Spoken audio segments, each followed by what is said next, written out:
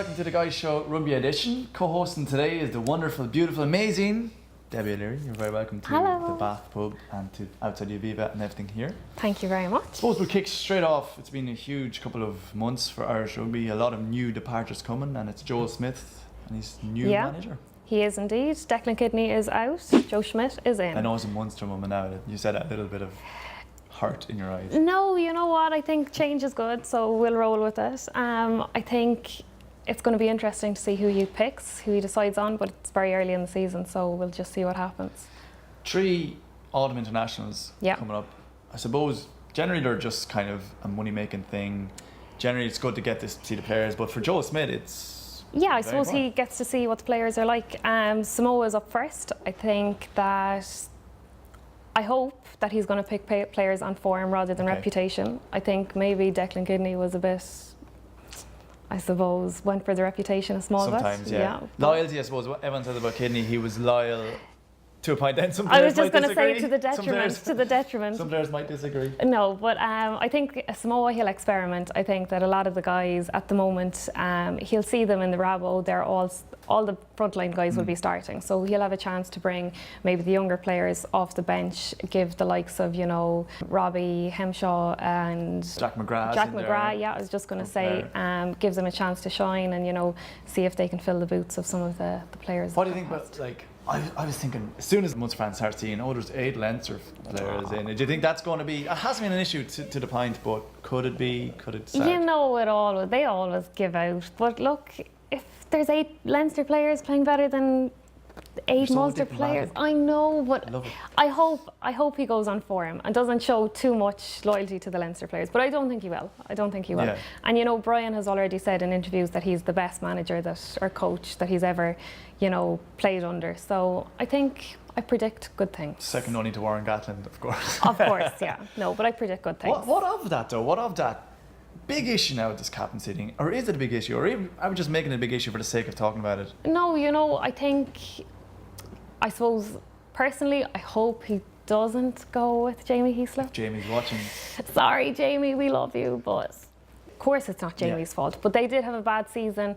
You know, he's young, he's, you know, still in his parting years. I don't think that he showed... Still buying restaurants at every corner in Dublin. You know, and I just don't think that he's maybe the leader that Ireland needs at the moment. And, you know, maybe didn't fill the boots as well as Brian, who went before him. So I think that Paul O'Connell would be a good contender for the captain.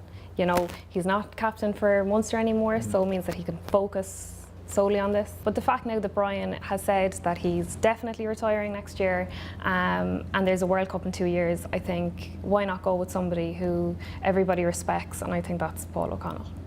So, I don't know. I predict good things. You know, we'll see what happens. So, the Heineken Cup, will it happen? Won't it happen?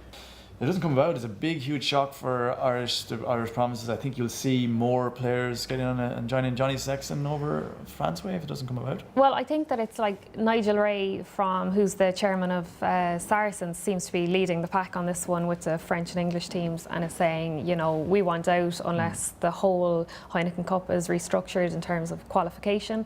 And you know what? I agree with him. I don't think it's fair that only 6 English and 6 French clubs get in when it's, you know, 10 from the Rabo, and you're talking about Italian clubs. 2 Italian clubs get in, but there are only 2 professional clubs getting in.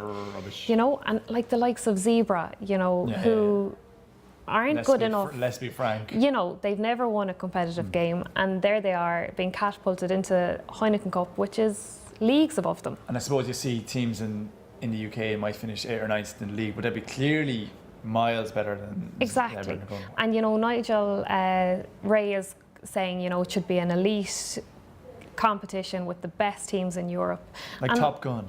Exactly. The best. And I think, you know, it would be more enjoyable to watch, not, you know, teams hoping that they get drawn with an Italian team in the pool so that they're guaranteed to be top. So do you think it's a bluff? Are they just kind of trying to get better terms and deals with Heineken Cup? Definitely. I think it's just going to be restructured, but, you know, there's no doubt in my mind that they're going to run away and start their own championship. It's so just, my Munster flag is safe. My Munster Heineken flag. I think we're good at the moment, yeah. So I suppose we should talk about Johnny and his recent move to racing. We have to use the word cha-ching every time we Johnny Sexton from now on. I'm insisting on cha-ching, the noise. Cha-ching. It's all about the money.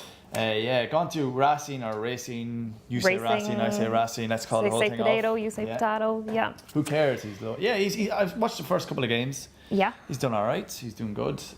Interesting to see Rog on the sideline with him there. I know. And the French and Parlez, whatever it is. Yeah. The Cork, French. Maybe you could give us a... No. No, okay.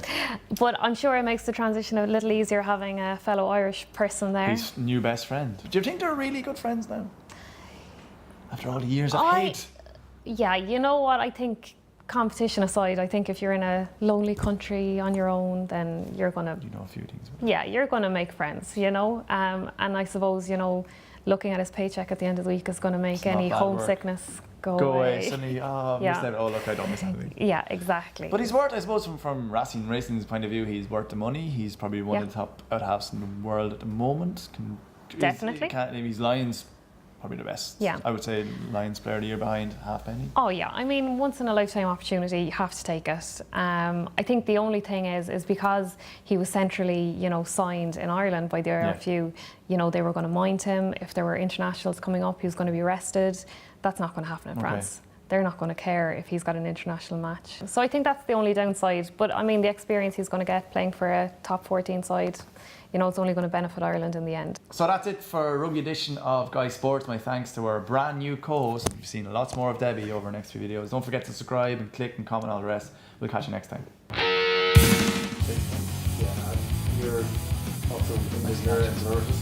They're very silky as well. It's like explosive. This is still now turned into explosive. Bum bum bum.